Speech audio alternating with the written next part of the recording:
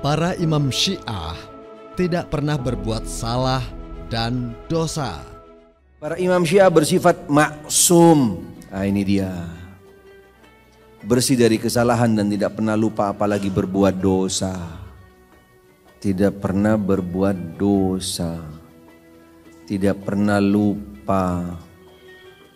Tidak pernah salah. Bersih. Subhanallah. Para nabi rasul saja pernah ada yang bersalah. Pernah ada yang berdosa. Subhanallah. Mana dalilnya, Pak? Di kitab apa, Pak? Yang ingin kami tanyakan kepadanya, bagaimana riwayat di bawah ini?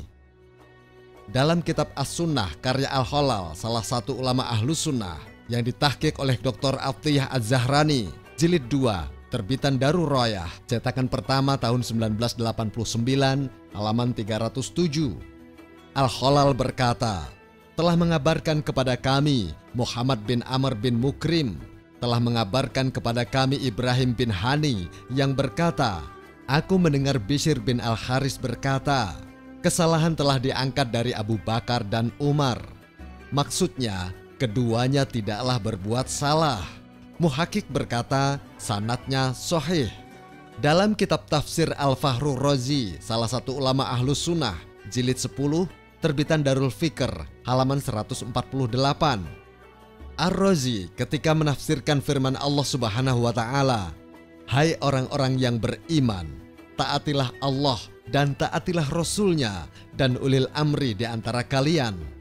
Beliau berkata, Allah Subhanahu wa Ta'ala dengan tegas telah memerintahkan kita agar taat terhadap ulil amri pada ayat ini. Ketika Allah Subhanahu wa Ta'ala memerintahkan secara tegas dan pasti agar taat pada ulil amri, maka orang tersebut harus maksum. Kami tegaskan harus maksum, yaitu terlindung dari kesalahan. Karena jika ternyata tidak maksum, lalu terjerumus pada kesalahan, dengan demikian maka seolah-olah Allah Subhanahu wa Ta'ala telah memerintahkan agar mengikutinya. Hal ini menghasilkan perintah agar mengikuti kesalahan yang terlarang, dan ini akan sangat kontradiksi. Maka hal semacam ini mustahil datangnya dari Allah Subhanahu wa Ta'ala. Kesimpulannya adalah siapa saja yang harus ditaati atas dasar perintah Allah Subhanahu wa Ta'ala secara pasti, maka dia harus maksum atau terlindungi dari kesalahan. Di dalam kitab Al-Jar wa Ta'dil karya Ibn Abi Hatim, salah satu ulama Ahlus Sunnah, jilid 1, terbitan Darul Kutub Al-Ilmiyah, cetakan pertama tahun 1953, halaman 7.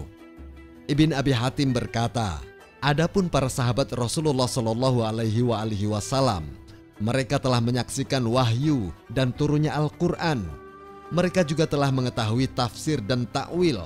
Maka Allah telah memilih mereka untuk mendampingi nabinya Shallallahu Alaihi Wasallam, membela beliau, menegakkan agama, dan menampakkan hak beliau Shallallahu Alaihi Wasallam. Maka Allah menafikan dari mereka keraguan, kebohongan, kesalahan, kebimbangan, serta aib, dan Allah menamakan mereka orang-orang adil umat ini. Dalam kitab Al-Muqidhah fil Ilmi Mustalahul Hadis karya Az-Zahabi, salah satu ulama Ahlus Sunnah, terbitan Darul Basyair Al-Islamiyah, cetakan kedua tahun 1412 Hijriah, halaman 84. Az-Zahabi berkata, dan kemaksuman untuk para nabi, para siddiq, dan hakim-hakim keadilan. Yang aneh, semut di seberang lautan tampak jelas oleh si bapak, tapi gajah di pelupuk mata tidak terlihat. Az-Zahabi meyakini di antara kelompok yang mendapat kemaksuman adalah para nabi, sedangkan bapak menyatakan bahwa nabi saja ada yang berbuat dosa. Atau mungkin bapak lebih alim dari Imam Az-Zahabi? Sekarang kami akan memberikan hadiah kepada bapak tentang keyakinan imam yang bapak ikuti. Dalam kitab Minhajus Sunnah karya Ibn Taimiyah, salah satu ulama rujukan kelompok Wahabi, jilid 6, cetakan pertama tahun 1986, halaman 461. Ibn Taimiyah berkata, para pembaca Al-Quran, mereka semua maksum dalam menghafal Al-Quran dan menyampaikannya.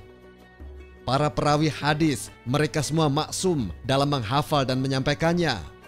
Para ahli fikih, semua maksum dalam ucapannya dan mengambil dalil di dalam hukumnya. Ternyata si bapak menepuk air di dulang, terpercik muka sendiri. Semua ini kami serahkan penilaiannya kepada para pemirsa yang budiman yang menggunakan akalnya.